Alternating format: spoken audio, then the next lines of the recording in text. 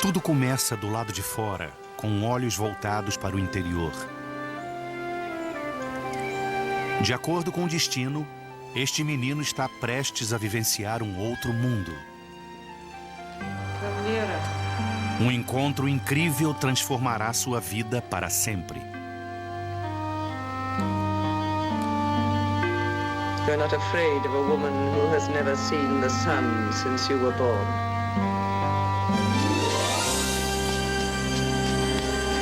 Saindo do anonimato, Philip Pirrip realiza uma jornada épica às camadas mais altas da sociedade. Durante esta trajetória, ele vivencia a dor da paixão pela pessoa errada.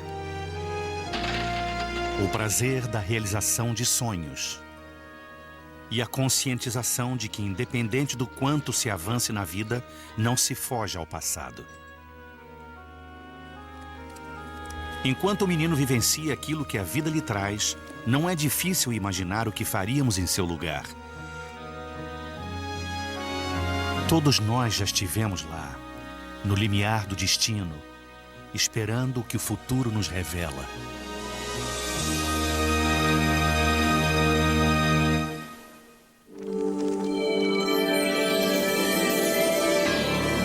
Grandes livros.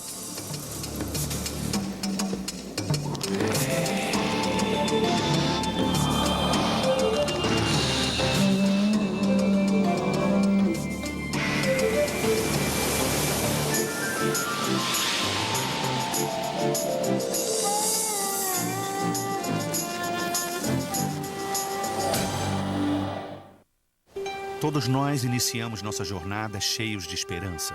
Talvez por isso, tantas pessoas interpretem esse 13º romance de Charles Dickens sob um prisma pessoal. So much of Great Expectations that feels like it's, to me, the story of my life. You know, I have no idea why I am where I am. Desde a sua publicação em 1860, gerações se identificam com o pobre menino inglês que saiu do anonimato devido a uma virada da sorte. Grandes Esperanças foi escrito no final da vida de Charles Dickens. Cheio de fortes insights, o livro possibilita inúmeras interpretações. Acho que o fascínio da história está na dificuldade e no esforço de um órfão em encontrar figuras paternas. É sobre a ascensão social da pobreza, riqueza e vontade que todos nós temos em subir na vida. Grandes Esperanças fala sobre a corrupção e o fascínio da classe social britânica. Dickens contou a história de um filho de ferreiro que ascende da classe trabalhadora para uma vida de prazeres. Seria como colocar um espelho em frente da sociedade vitoriana e perguntar: o que é ser um cavalheiro? This is Mr. Pip, Aged P. Várias pessoas foram introduzidas a Grandes Esperanças, não só através do livro, mas também através de vários filmes. Cineastas do mundo inteiro admiraram como Dickens era habilidoso ao trabalhar a narrativa, passando do cômico ao dramático. Mesmo antes do cinema existir, Dickens dava vida à narrativa através de descrições detalhadas. Rodando, ação. A versão mais recente de Hollywood é uma adaptação da história aos dias de hoje. Penso que Grandes Esperanças é essencial ao espírito humano. É a história do amadurecimento, passando por todas as fases e finalmente descobrindo quem você realmente é. A busca começa cerca de 1830, na véspera de Natal, quando Philip Pirrip, conhecido como Pip, visita o túmulo dos seus pais.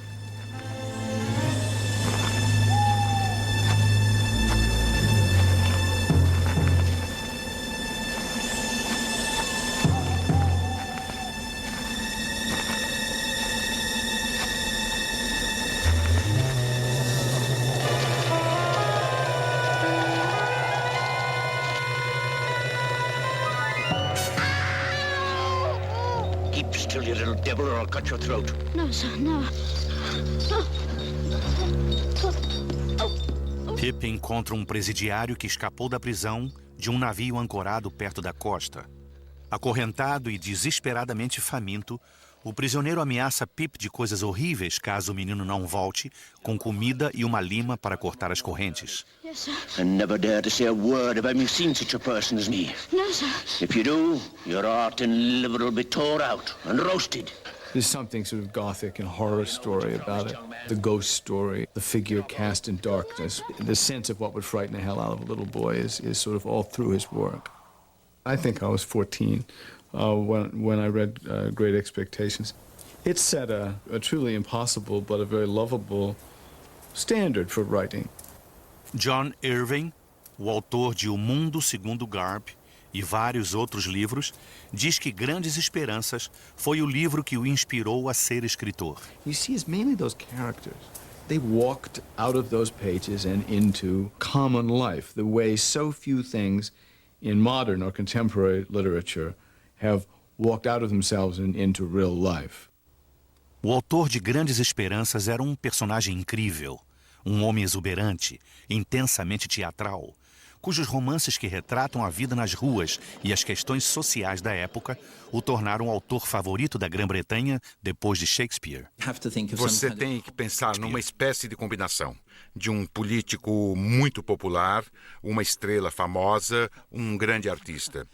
Tudo isso numa única pessoa. Ainda hoje, Charles Dickens é uma figura popular, sendo lido por milhares de pessoas. Seu nome ainda nos remete aos altos e baixos da existência humana, mesmo há mais de um século após sua morte.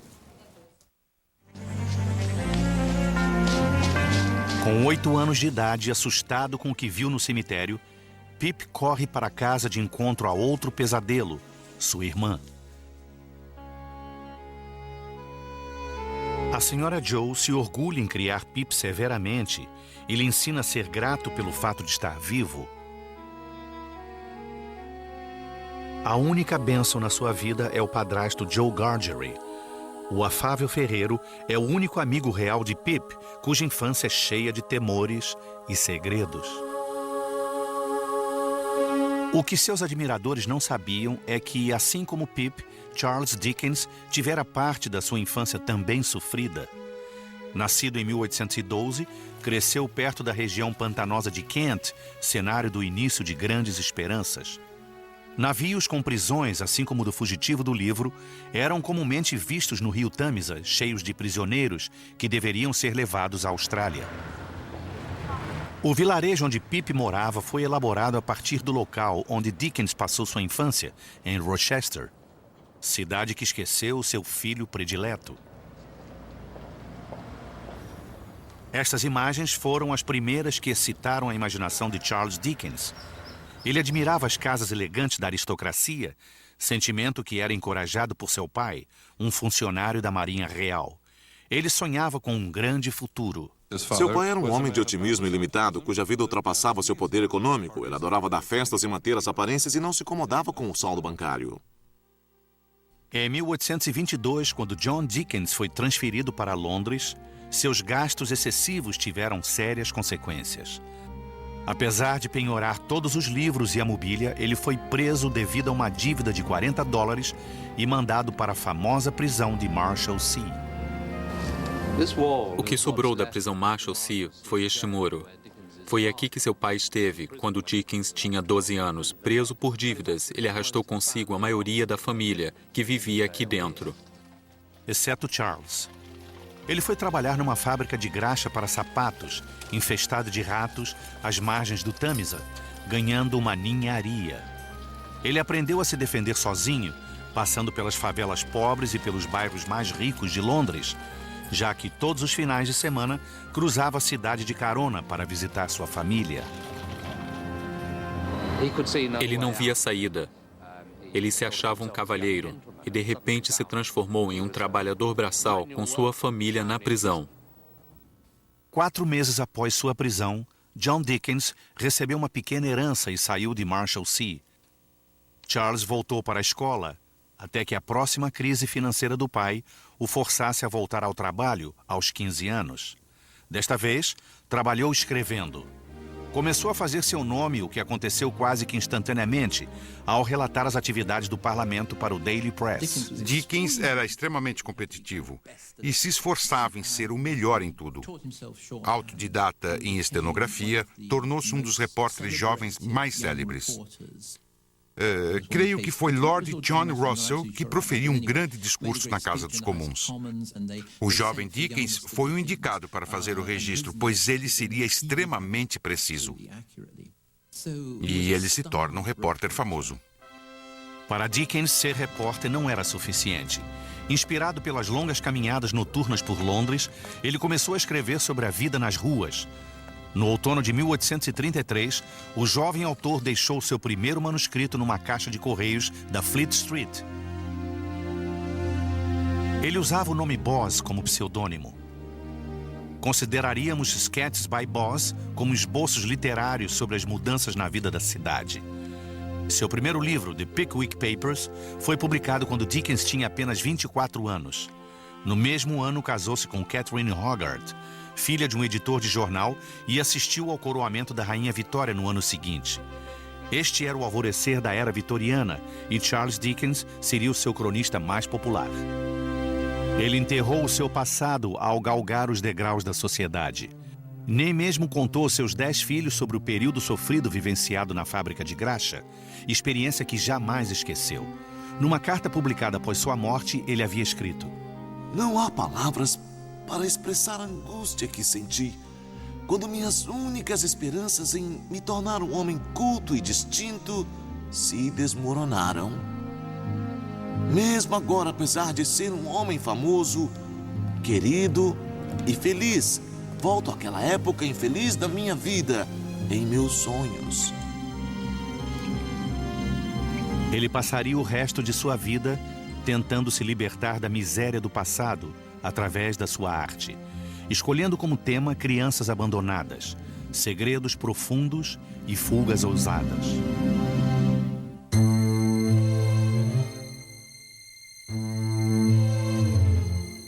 Pip retorna ao cemitério com uma lima e comida da despensa que tirou da loja de Joe. Ele proporciona uma ceia de Natal necessária a um fugitivo faminto. I said I'm glad you enjoy it. Thank you, boy. I do. O prisioneiro foi recapturado na mesma noite, mas entendendo que Pip fez tudo em segredo, devolve-lhe o favor. I wish to say something respecting this escape. It may prevent some persons laying under suspicion along me. What is it? I took some food from the blacksmith near the village. I'm sorry to say I've eat your pie. We don't know what you've done, but we wouldn't have you starved to death for it, poor miserable fellow creature, would us, Pip? Give way, you. Com esta frase, Dickens deixou seus leitores esperando uma semana para saber o que aconteceria depois.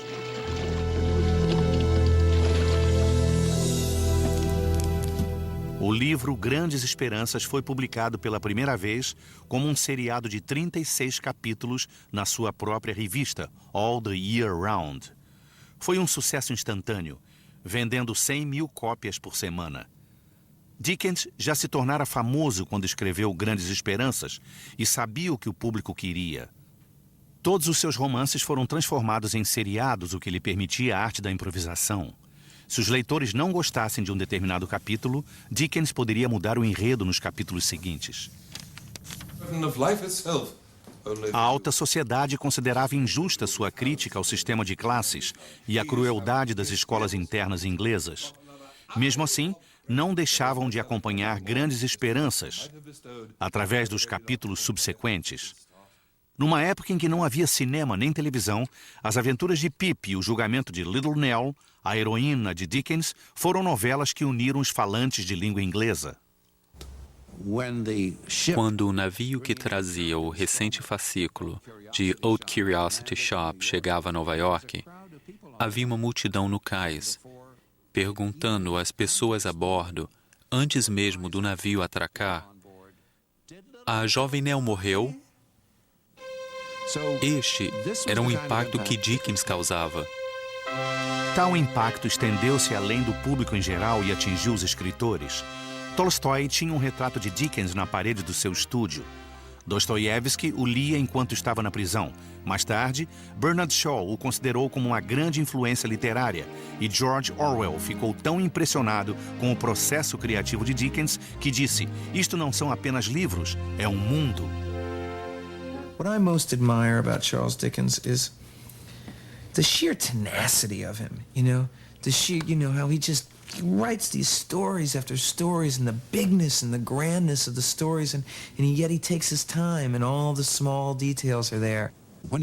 Quando ele descreve o interior de uma charrete, você sabe sobre a palha no chão, sobre o estofado de couro, o cheiro do cavalo e até do condutor, que geralmente ainda não se banhara, e até mesmo informações sobre o passageiro anterior. Se é possível perceber odores ao ler-se um livro, você o consegue com Charles Dickens.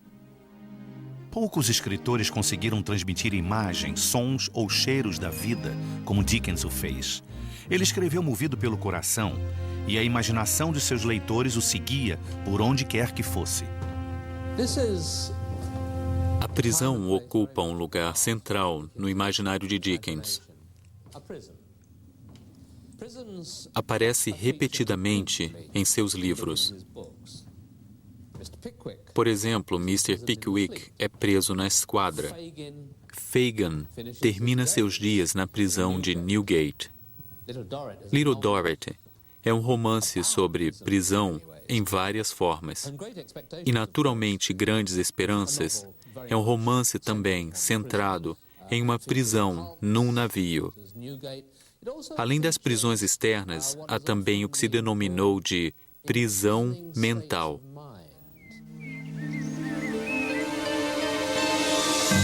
Pip passa a conhecer um outro tipo de prisão quando o convidam para brincar na casa de Miss Havisham, uma eremita rica que havia se isolado do mundo.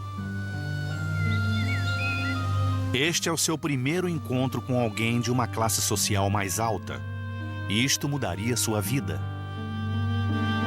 In an armchair sat the strangest lady I've ever seen, or shall ever see. She was dressed in rich materials, with a long white veil and bridal flowers in her hair. But her hair was white. Everything which ought to be white had lost its luster and was faded and yellow.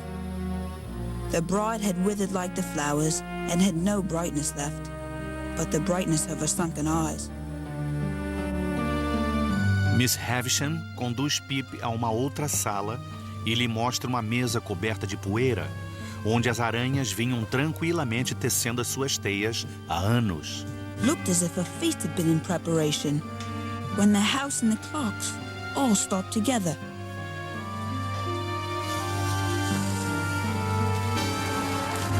Do you know what that is? A bride cake. Mine. Dickens, na verdade, nos está mostrando como o purgatório individual pode ser transportado para um cenário. Há muitas pessoas cuja vida emocional é como a de Miss Havisham, sem os adereços do bolo de casamento petrificado, cheio de teias de aranha.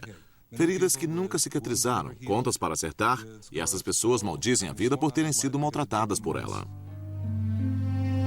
Desde que Dickens imaginou essa aparição fantástica, Miss Havisham tem sido interpretada de muitas maneiras diferentes, como destruidora cheia de autocompaixão, uma vítima, uma bruxa malvada e uma mulher maluca.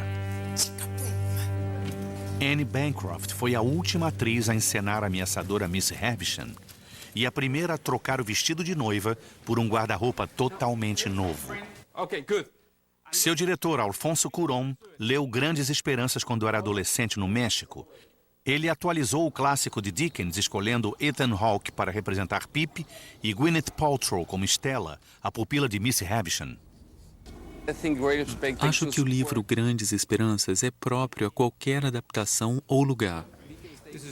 Dickens desmascara as personagens e revela o seu verdadeiro âmago. My heart is broken. Can you feel it? Can you tell? your heart? Broken. Como Pip descobrirá, Miss Havisham se decepcionou há muito tempo, quando uma figura oculta a abandonou no dia do casamento. Stella, come here. Cheia de obsessão e amargor, Miss Havisham cria Stella para ser uma arma a fim de se vingar dos homens. Your own.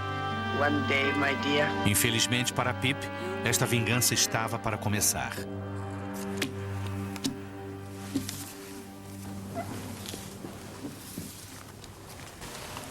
What coarse hands you have. I had never thought of being ashamed of my hands before, but I began to consider them a very indifferent pair. Cry, why don't you? Her contempt for me was so strong that it became infectious, and I caught it. Se meu sentimento de inferioridade fosse poderoso e ela fosse tudo o que eu quisesse, eu lhe diria: sim, sou assim, mas vou melhorar, se puder arrancar um sorriso seu. Sem qualquer surpresa, Stella vence o jogo e com ele o imortal coração de Pip. Ele está completamente abalado. Miss Havisham o convida para um jogo novo na semana seguinte. I remember when I told my father that I was doing this book, he's like, great expectations. You know, when I told him that I was making a movie out of this, he said, great expectations. You may kiss me if you like. That is Stella, right? Yeah. Oh, I loved her. Now you want to go home. She's the quintessential tease. Durante os próximos anos, à medida em que Pip se torna um visitante frequente da casa de Miss Havisham, ele começa a perceber o seu futuro de outra forma.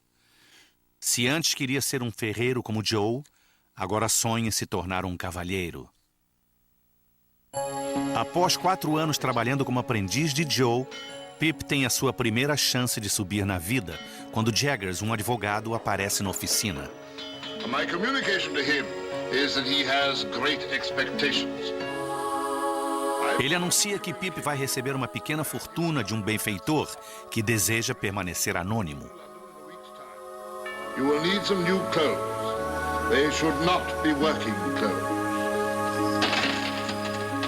Pip supõe que Miss Havisham foi quem o salvou da vida enfadonha. Grandes esperanças surgem em sua mente, tão logo coloca o terno novo.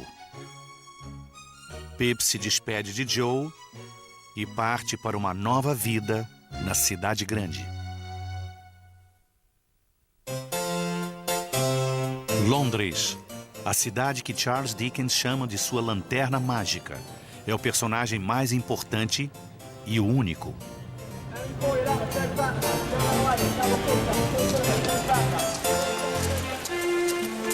Logo após a técnica da fotografia ter sido desenvolvida em 1839, fotos do famoso nevoeiro londrino começaram a surgir, tal qual Dickens descrevera.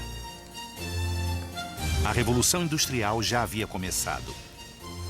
Ele viu a diligência dar lugar à ferrovia e gravou os barulhos de todos os veículos que se misturavam formando um todo, como o barulho de água corrente. Ele escreveu que era um lugar onde a vida e a morte caminhavam de mãos dadas, e a riqueza e a pobreza estavam lado a lado. Como um dos poucos que transcendeu as barreiras de classe social, este cavalheiro foi um elo entre as classes superior e baixa.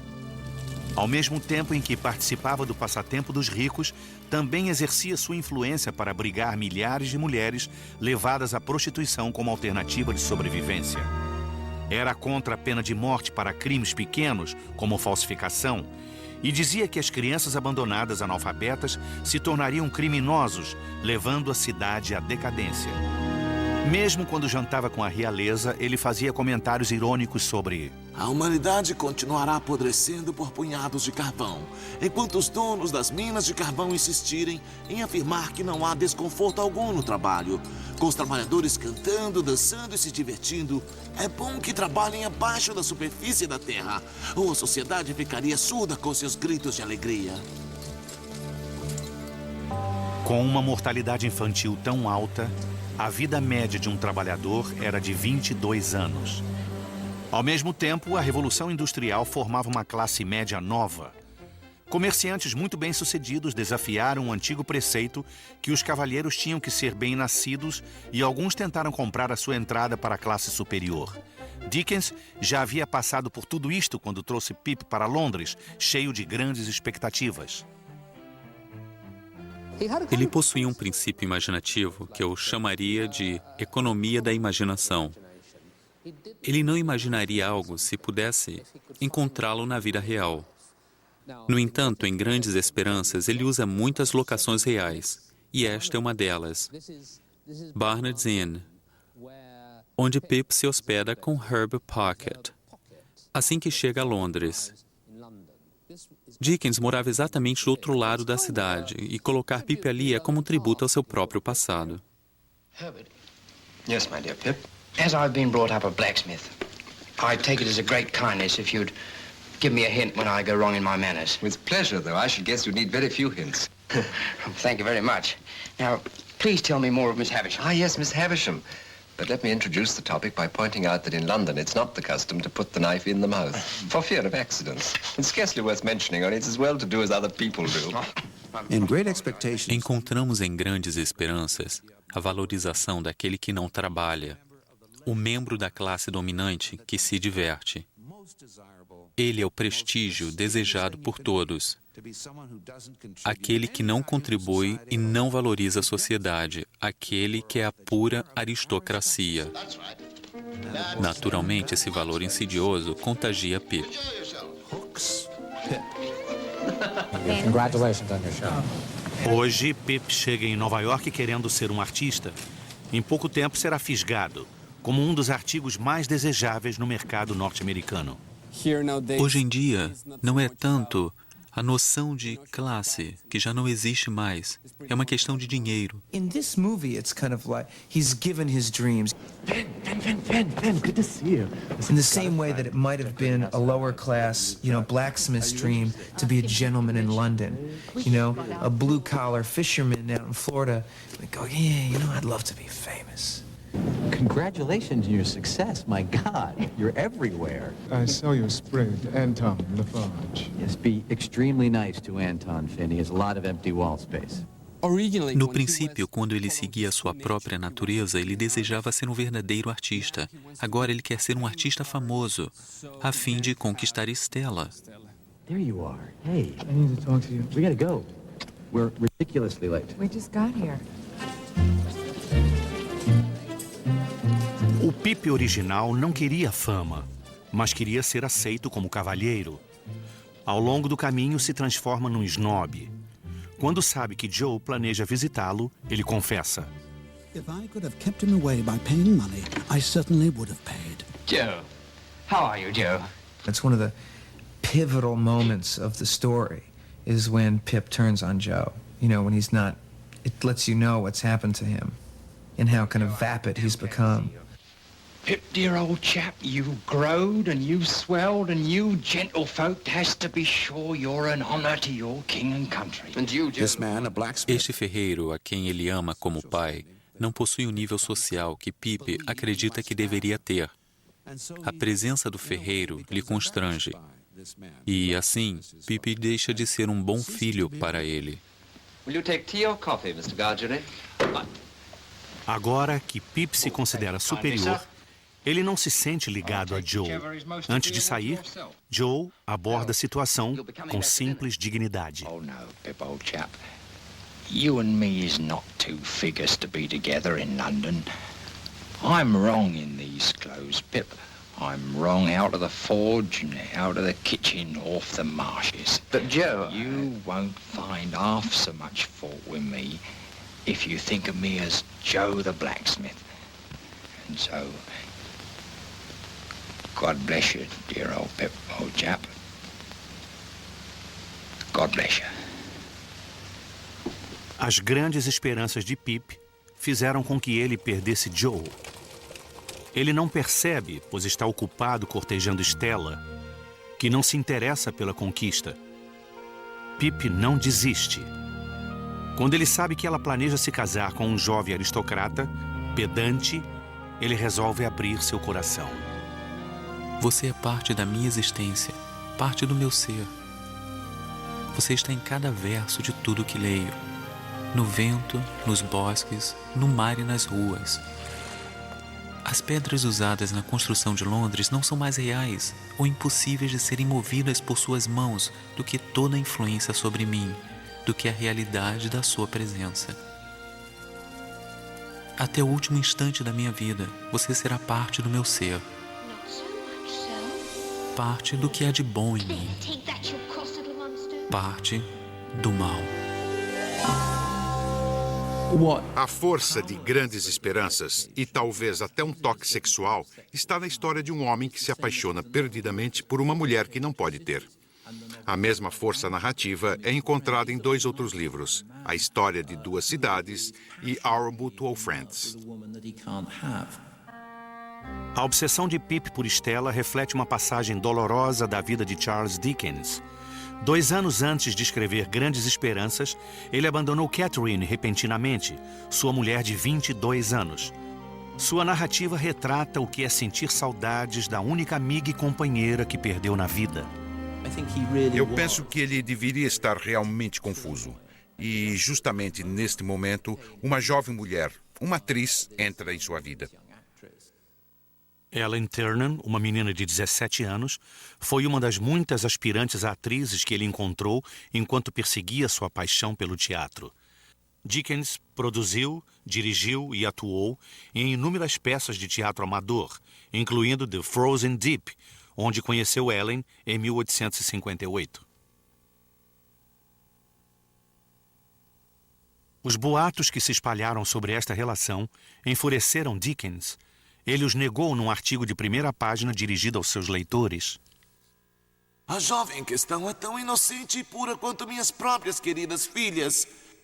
Eu declaro muito solenemente que todos estes recentes rumores são abominavelmente falsos. De fato, Dickens manteve uma relação secreta com Ellen até morrer. O divórcio era socialmente inaceitável na Inglaterra da era vitoriana. Muitos especularam se a relação com Ellen teria preenchido suas expectativas. A verdade provavelmente se esconde na sua ficção. Acredita-se que Ellen reagia friamente às suas paixões. Estudiosos dizem que o nome Stella sugere um jogo com o nome Ellen. A busca de Pip pelo autoconhecimento revela a viagem emocional do autor durante o trajeto. Grandes Esperanças foi considerado o livro mais honesto que Dickens já escreveu. E o seu herói, em carne e osso, está prestes a ficar cara a cara com seus demônios. Desejando por Stella numa noite tempestuosa, Pip é surpreendido por um visitante. Para seu horror, reconhece o condenado que havia encontrado no cemitério. Ele se apresenta como Abel Magwitch, o benfeitor secreto de Pip. Pip não gostou nada desta novidade. There's something so common about Pip that there are things about him that we recognize, too bluntly, too plainly about ourselves, and so that when his benefactor turns out to be this outrageous convict, that's not just a pretty good story, but I think we relish it because of how much Pip deserves it, because of how much he's really got coming. Pip thinks Havisham is, grooming him to be Estella's husband, and so to find out that it's just this freak, I think is pretty devastating.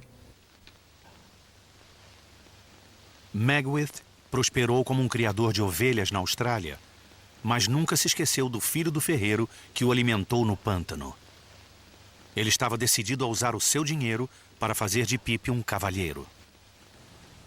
Este é seu tema favorito, o fato de Magwitch ter se lembrado de Pip como o único capaz de um gesto de bondade num mundo cruel. Um homem mau pode tornar-se bom. Arthur Miller nos diz que somos todos culpados. Tennessee Williams nos diz que somos todos adoráveis marginais. E Dickens nos diz que somos todos anjos decaídos no caminho de volta ao lar. Mesmo achando que as raízes da sociedade estavam podres, Dickens jamais perdeu a fé nos seres humanos como indivíduos. Muito embora Pip tenha sido reprovado em todos os testes de caráter a que foi submetido, a sua história ainda não acabou. Abalado pela identidade do seu benfeitor, Pip começa a olhar com mais cuidado para si mesmo. His expectations for himself have been largely false. They've been based on a kind of illusion, and he has to sort of pull himself together and assess that he is less than he thought he was, and less than he hoped he could be. Pip volta à casa da Miss Havisham, local onde nasceram muitas de suas ilusões. Ali, ele finalmente entende que não passou de uma peça no jogo cruel da velha mulher.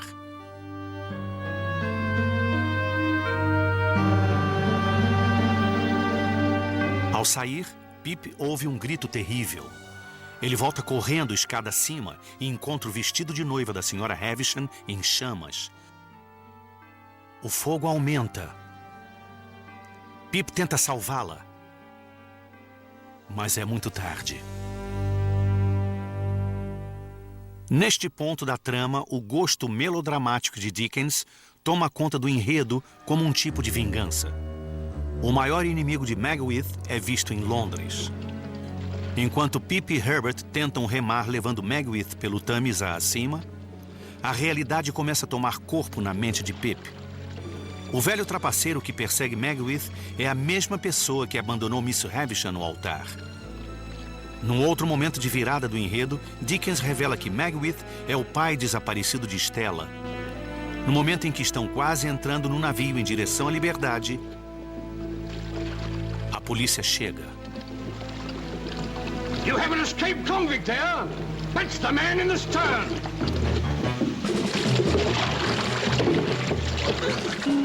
Através do seu enredo melodramático, Dickens está tentando nos mostrar como o veneno da diferença de classes, a injustiça e divisão entre as pessoas é perniciosa e passa de geração a geração.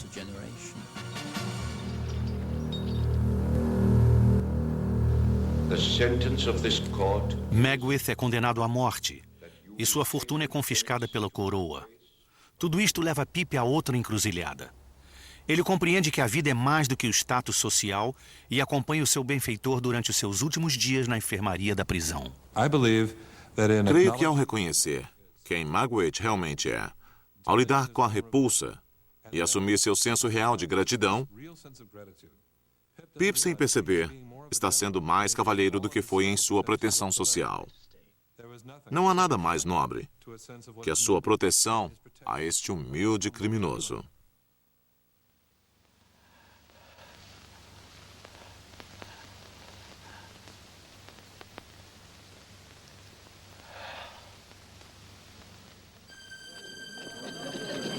Com o colapso de todas as suas grandes expectativas, Pip sucumbe. Joe o salva da maldita prisão por débitos. E, por fim, ele recomeça. Transforma-se num homem de negócios relativamente bem-sucedido e olha para o passado com uma nova compreensão e aceitação de quem ele é. Ao final da sua vida, Charles Dickens resolve aventurar-se pelo mundo, dramatizando seu trabalho através de leituras. The first reading he gave to working men was 3 hours long. Now imagine today an audience of largely sort of uneducated people in an uncomfortable building listening to anybody read a story for 3.5 hours. Sua turnê triunfal pelos Estados Unidos foi bem diferente da primeira visita que havia feito, quando ainda moço. Dickens conheceu o que havia de melhor e pior dos Estados Unidos. Quando se apresentou num hotel em Nova York, era normal os homens mascarem fumo e cuspirem no chão. Ele pensou que o piso estava coberto de ostras abertas. Em 1842, o esplendor natural das cataratas do Niágara encheu Dickens de admiração por estar perto do Criador. Mas ele achou o espetáculo da escravidão tão revoltante que abreviou a sua viagem. Voltou para casa e escreveu uma crítica contundente sobre os costumes e a moral dos norte-americanos. Quando retornou aos Estados Unidos, em 1868, encontrou um país que, por ter atravessado uma guerra civil e o assassinato de um presidente, estava transformado. Era recebido como um convidado de honra em todos os lugares. Em Nova York, as pessoas enfrentaram a neve para comprar entradas para sua apresentação. Ao término da sua dramatização, apresentada em março de 1870, Dickens disse as seguintes palavras: Destas luzes faiscantes, eu desvaneço uma vez mais, e para sempre dizendo adeus, com carinho, respeito e gratidão. Ele viveu aqui os seus últimos anos em Gad's Hill Place, perto do local dos seus temores de infância, em Rochester. 10 anos depois de ter escrito Grandes Esperanças, Dickens trabalhou intensamente no manuscrito de The Mystery of Edwin Drood. Ele morreu em 9 de junho de 1870, deixando seu último mistério sem solução. Ele escreveu cartas em seu escritório e foi jantar. Sentiu-se mal. E então perceberam que ele havia tido um derrame. Morreu ali mesmo, no sofá da sala de jantar, inconsciente, no dia seguinte. Dickens não viveu o suficiente para assistir à abolição da prisão dos devedores na Grã-Bretanha. Quando foram extintas, foi dito que se a brutalidade de certos espetáculos, como o enforcamento público e a prisão por débito, desapareceram da vida britânica, e que se os filhos dos pobres são tratados com algum respeito e bondade, parte disto deve-se ao trabalho de Charles Dickens.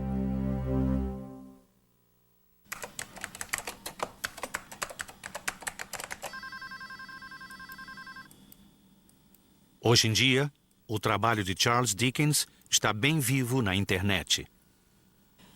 Estou lendo um arquivo que vem de Michigan, mas o arquivo de Portsmouth está no Japão. Aqui está a foto da casa onde nasceu Dickens, enviada desde o Japão. O projeto Dickens promove o estudo e o deleite ao ler Dickens. Cada vez mais pessoas estão conhecendo o projeto Dickens através da internet e eles me ligam para agradecer. Eles dizem, que bom, eu pensava que era o único no mundo que adora Dickens. Eu me volto para ele nos momentos de dúvida, como uma bíblia. É muito bom dizer, que bom que você nos encontrou. Você está em nossa mala direta e é para o resto da vida. O gênio ímpar de Charles Dickens continua a atingir os leitores e a inspirar novos escritores. Até John Irving não leu todos os seus trabalhos.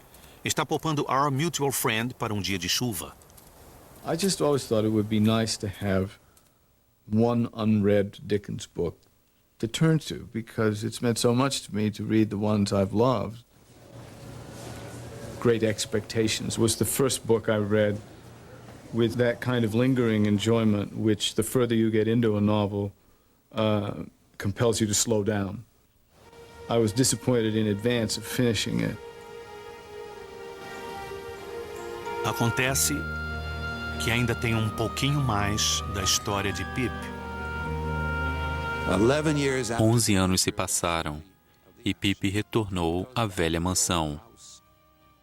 Incrível, Stella também estava lá.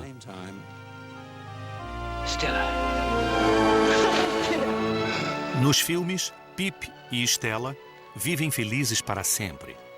Mas, de fato, Dickens teve dificuldade para terminar o livro. Escreveu 2 finais diferentes, e esse não é um deles. The ending that Dickens had originally intended was a very, you could say, cynical ending, but you could also say just much more honest. You know, he in the original ending, he just kind of sees her pass by on the street, and you know, is taken back by her, and she looked different and more, you know, like some bad things had gone down in her life. Estou muito mudada, eu sei, mas pensei que você gostaria de cumprimentar-me, Pip. E em sua voz, em seu rosto, em seu toque, percebi que o sofrimento lhe foi mais forte que o ensinamento de Miss Havisham.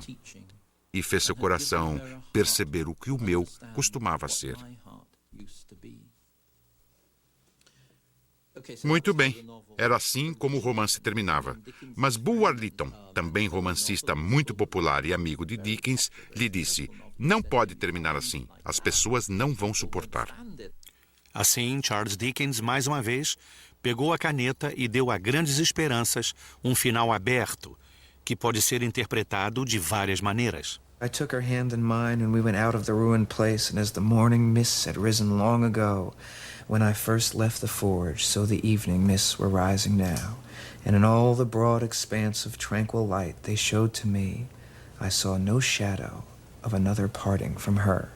Now that sounds like a love story, doesn't it? You know, I mean, it ends, but to be honest, I think it's a cheap ploy to make the reader happy. I saw no shadow of another parting from her. Well, you can take that 100 ways. You know, you can look at Pip and say, well, he didn't see a lot of things coming. You know, I mean, he didn't realize that Miss Havisham was having him on, was setting him up.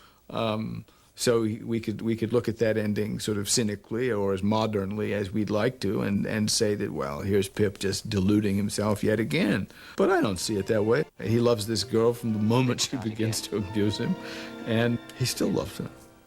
That's who he is. Enquanto Pip e Stella deixam as ruínas do passado, talvez seja possível que caminhem para um final feliz. Talvez não. Só uma coisa é certa. Em Dickens, assim como na vida, o futuro raramente é como esperamos.